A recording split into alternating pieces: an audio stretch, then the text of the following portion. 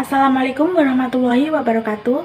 Perkenalkan, saya Wahyu Putri Seningrum dari STKIP PGRI Ponorogo, Prodi PBSIP Angkatan 2021. Di sini, saya akan mengulas tentang tokoh sastrawan yang menginspirasi saya, yaitu Helvi Tiana Rosa. Helvi Tiana Rosa adalah sastrawan berkebangsaan Indonesia yang lahir di Medan pada tanggal 2 April 1970. Namanya dikenal melalui karya-karyanya berupa puisi, cerpen, novel, drama, dan esai sastra yang dimuat di berbagai media massa. Beliau merupakan pendiri Forum Lingkar Pena, Teater Bening, dan turut membesarkan majalah Anida. Beliau menyelesaikan pendidikan sarjana sastra di Fakultas Sastra Universitas Indonesia, mendapat gelar Magister Humaniora dari Fakultas Ilmu Budaya Universitas Indonesia, dan doktor di bidang pendidikan bahasa dari Universitas Negeri Jakarta. Pada tahun 1979, karyanya pertama kali diterbitkan di media.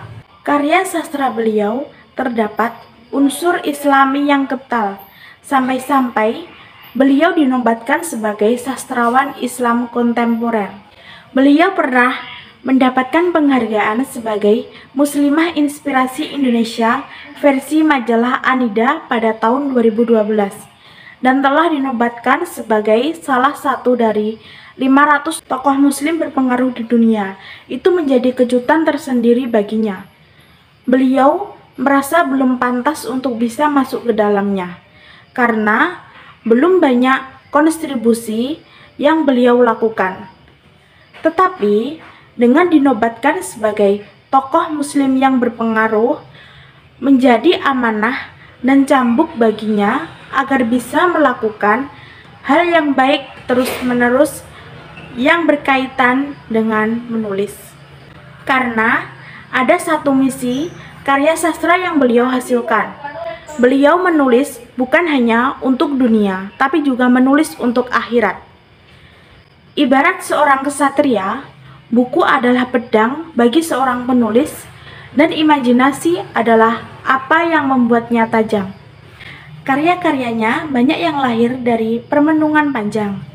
Namun, juga ada beberapa karya yang terlahir begitu saja.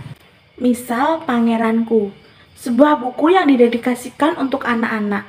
Helvi pun menyadari bahwa menulis cerita anak ternyata lebih sulit ketimbang melahirkan karya sastra dewasa. Meski demikian, dia selalu mencoba menuliskan apa yang disukainya. Karya cerpennya yang telah diterbitkan dalam bentuk kumpulan cerpen antara lain adalah Bukavu, Lelaki Kabut dan Boneka atau Dolls and the Man of Mist, Titian Pelangi, dan lain-lain.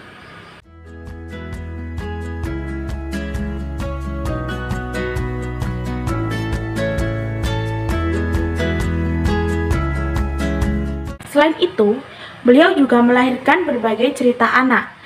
Karya sastra beliau juga tidak luput dari persoalan perempuan. Hal ini terlihat dari berbagai karyanya seperti Tanah Perempuan, Bukavu, atau Ketika Mas Gagah Pergi. Salah satu karyanya, Tanah Perempuan itu bercerita tentang kebangkitan perempuan pasca Aceh Tsunami. Sebagai sastrawan yang juga akademisi, saat ini beliau tercatat sebagai dosen yang mengajar di jurusan Bahasa dan Sastra Universitas Negeri Jakarta. Beliau tahu betul bagaimana perkembangan sastra di dunia pendidikan di Indonesia saat ini. Dalam mengajar, beliau selalu berusaha menganggap mahasiswanya sebagai sahabat, sehingga tidak ada jarak antara keduanya dan pelajaran sastra dapat diterima dengan ikhlas. Mengapa saya mengidolakan beliau?